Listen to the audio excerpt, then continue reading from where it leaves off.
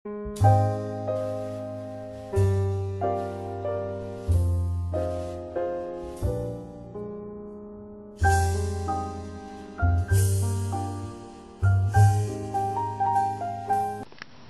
दोस्तों, funscience.in में आपका स्वागत है।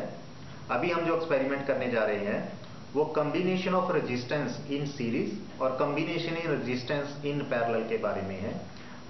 दोस्तों, ये एक्सपेरिमेंट करने के लिए हमें एक छोटी सी 6 वोल्ट की रिचार्जेबल बैटरी चाहिए, जिसके साथ हमने 2 काफ़ी मोटी तांबे की तार ज्वाइंट की हुई हैं। उसके अलावा हमें 3 टॉर्च बल्ब चाहिए, जिसके साथ छोटी छोटी तारें लगाई हुई हैं। पहले हम समझेंगे कि combination of resistance in parallel क्या होता है। अभी देखिए, ये 6 वोल्ट की बैटरी है। इसके दोनों सिरों के बीच में जो वोल्टेज का डिफरेंस है, जिसे हम पोटेंशियल डिफरेंस कहते हैं, वो 6 वोल्ट है। इसे अगर इसमें पोटेंशियल डिफरेंस है तो इसके साथ जो भी हम बल्ब लगाएंगे उसमें से करंट पास होगा और रोशनी पैदा होगी। इसके साथ मैंने पहला बल्ब ज्वाइन किया। जैसे ही पहला बल्ब ज्वाइन किया तो आप देखिएगा कि ये जलना शुरू हो गया, रोशनी इसने देनी स्टार्ट कर दी। अभी बिल्कुल इसके पैरेलल में मैं एक बल्ब और ज्वाइन कर रहा हूं, इससे थोड़ा नीचे।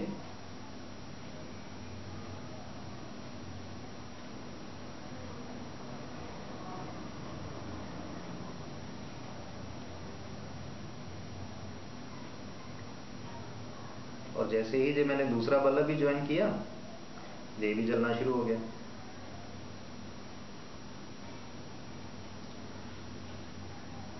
आप देख सकते हो कि ये दोनों बल्ब जल रहे हैं और दोनों की लाइट की जो इंटेंसिटी है, चमक है, वो लगभग सेम है। इसका कारण क्या है कि इस बैटरी का जो पोटेंशियल डिफरेंस 6 वोल्ट का पोटेंशियल डिफरेंस है, दोनों में सेम पोटेंशियल पास हो रहा है, या आप समझ सकते हो कि दोनों में से सेम करंट गुजर रहा है।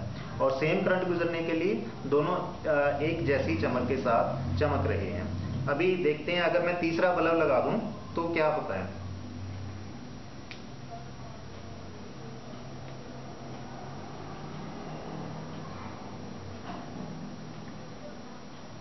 यहाँ पे थोड़ा नीचे मैंने तीसरा बल्ब ज्वाइन किया।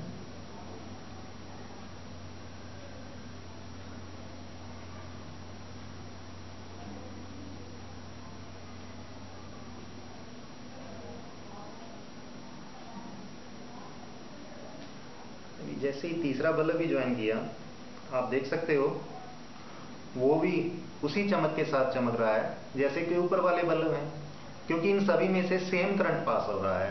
तो बच्चों, कनेक्शन इन पैरेलल में यही विशेषता होती है कि सारे अलग अलग सर्किट, सारे जो हमने सर्किट्स रेजिस्टेंस लगाए हैं, सभी रेजिस्टेंस में से सेम करंट गुजर रहा है। अगर इसमें एक बल्ब या एक चीज खराब भी हो जाए, जैसे मान लीजिए कि मैं इसको यहाँ से उतार भी दूं, तो बाकी सर्किट जो है वो काम करता रहता है, वो हमें उसमें कोई दिक्कत नहीं आती। लेकिन अभी हम समझेंगे कि कनेक्शन इन सीरीज क्या होते हैं और ये कैसे काम करते हैं।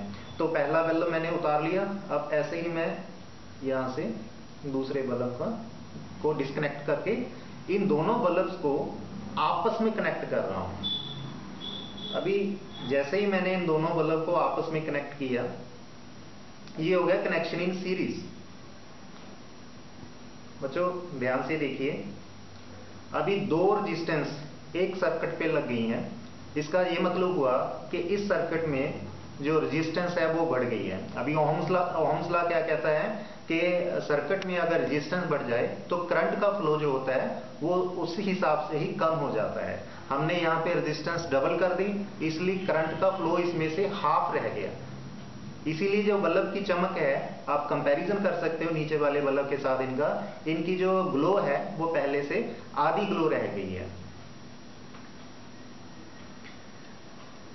इसी तरह अभी मैं ये सर्किट दोबारा से डिस्कनेक्ट करके तीसरा बल्ब इनके साथ सीरीज में कनेक्ट कर रहा हूं।